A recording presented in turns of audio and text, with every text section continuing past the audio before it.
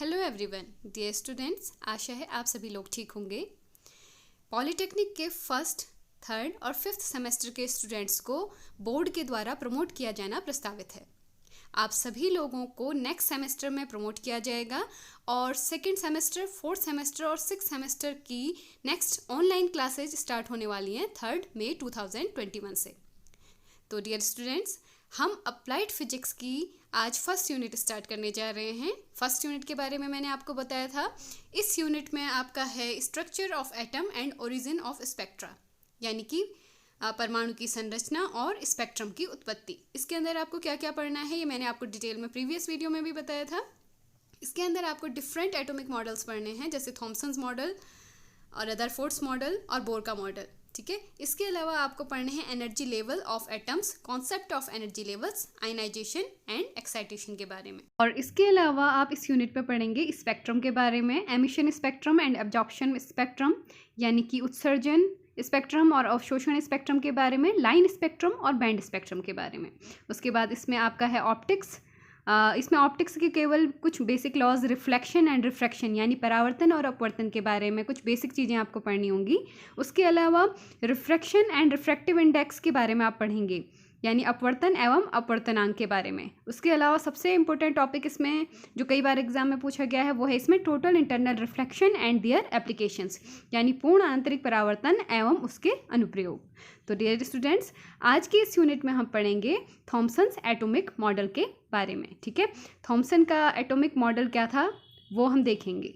Students, आप सभी जानते हैं कि कोई भी पदार्थ यानी कि मैटर छोटे छोटे अणुओं यानी मॉलिक्यूल्स से मिलकर बना होता है, और मॉलिक्यूल्स को देखा जाए तो वो कई छोटे छोटे एटम्स यानी परमाणुओं से मिलकर बने हैं। ऐसे ही साइंटिस्ट ने टाइम टाइम पर अनेक डिस्कवरीज की जिसके द्वारा हमें किसी पदार्थ का बेसिक से बेसिक एलिमेंट मिलता रहा।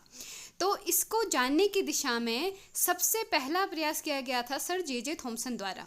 जे थॉमसन यानी कि जोसेफ जॉन थॉमसन एक इंग्लिश फिजिसिस्ट थे जिन्होंने 1897 में इलेक्ट्रॉन की खोज की थी।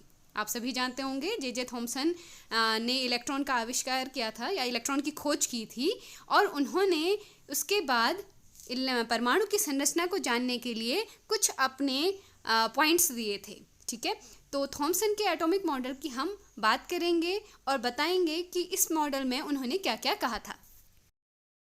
तो सर जे थॉमसन के एटॉमिक मॉडल के हिसाब से परमाणु एक ठोस गोला है, यानी इट्स अ सॉलिड स्फीयर, जिसकी त्रिज्या लगभग 10⁻⁻10 मीटर की कोटि की होती है, यानी कि एटम का जो रेडियस होता है वो अप्रॉक्सीमेटली 1 एंगस्ट्रम का होता है। उन्होंने ये भी कहा कि परमाणु का जो संपूर्ण द्रव्यमान है या फिर टोटल मास है और जो सारा का सारा पॉजिटिव चार्ज है वो एटम में इक्वली डिस्ट्रीब्यूटेड होता है, पूरे एटम में समान रूप से वितरित होता है। अब उन्होंने कहा चूंकि परमाणु विद्युत उदासीन रहता है यानी कि इलेक्ट्रिकली न्यूट्रल रहता है, तो इसमें ऋणात्मक आवेश इस प्रकार वितरित रहता है कि टोटल जो एटम है वो न्यूट्रल रह सके। तो यहाँ पर आप डायग्राम में भी देख रहे होंगे कण यानी कि इलेक्ट्रॉन ग्रीन कलर से कहीं कहीं पर धसे हुए दिखाए गए हैं। तो उन्होंने थॉमसन के जो एटॉमिक मॉडल है इसकी तुलना उन्होंने वाटरमेलन की तरह से की थी। वाटरमेलन में जो आपको रेड हिस्सा दिख रहा है इसे उन्होंने कहा था वो एटम का पॉजिटिव चार्ज डिस्ट्रीब्यूटेड है, और जिस तरह से इसमें बीज यानी सीड्स धंसे हुए हैं, एम्बेडेड हैं, वो इलेक्ट्रॉन हैं। ठीक है, तो थॉमसन के एटॉमिक मॉडल को हम दूसरा नाम भी देते हैं plum pudding model. Actually plum pudding जो थी वो इंग्लैंड में उस समय बहुत ही पसंदीदा डेजर्ट माना जाता था। तो वो जो पुडिंग होती थी उसमें जो बेरीज या फिर जो अदर नट्स होते थे वो उसकी संज्ञा उन्होंने इलेक्ट्रॉन से दी थी।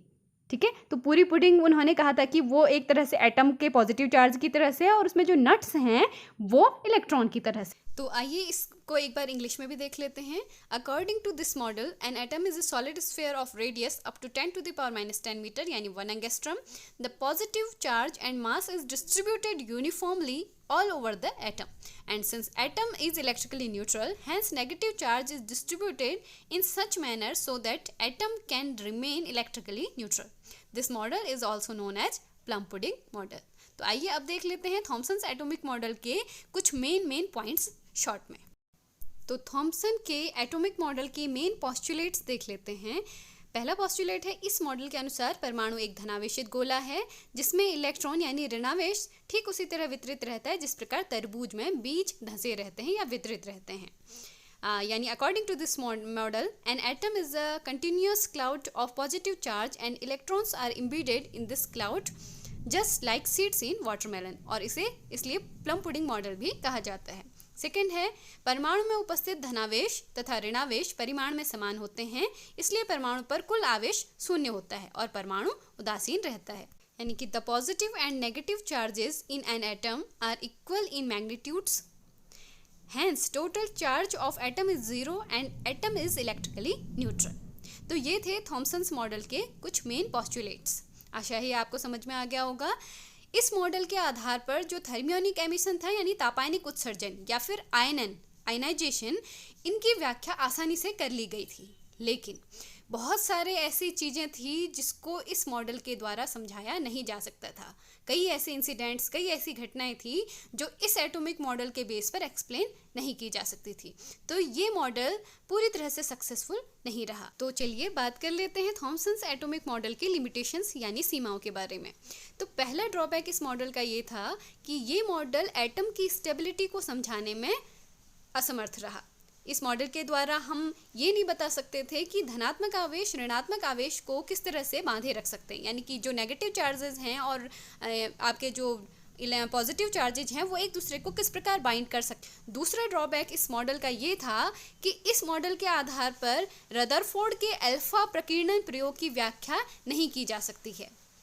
यानी कि जो उस समय अर्नेस्ट रदरफोर्ड नामक एक साइंटिस्ट आए थे जिन्होंने अल्फा स्कैटरिंग एक्सपेरिमेंट किया था, उनके उस एक्सपेरिमेंट को थॉमसन के परमाणुक मॉडल के आधार पर एक्सप्लेन नहीं किया जा सकता था।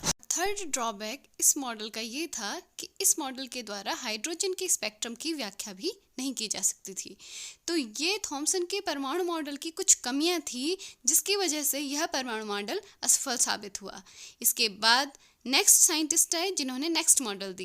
तो डियर स्टूडेंट्स, नेक्स्ट वीडियो में हम बात करेंगे परमाणु के नेक्स्ट मॉडल की, जो दिया था साइंटिस्ट अर्नेस्ट रदरफोर्ड के द्वारा।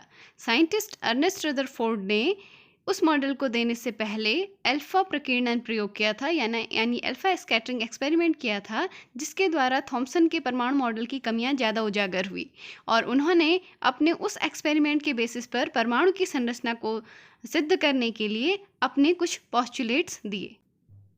तो डियर स्टूडेंट्स, अगर आपको ये वीडियो अच्छा लगा हो तो इसे लाइक ज़रूर कीजिएगा, अपने फ्रेंड्स के साथ शेयर करिएगा और इस चैनल को सब्सक्राइब ज़रूर कर दीजिएगा।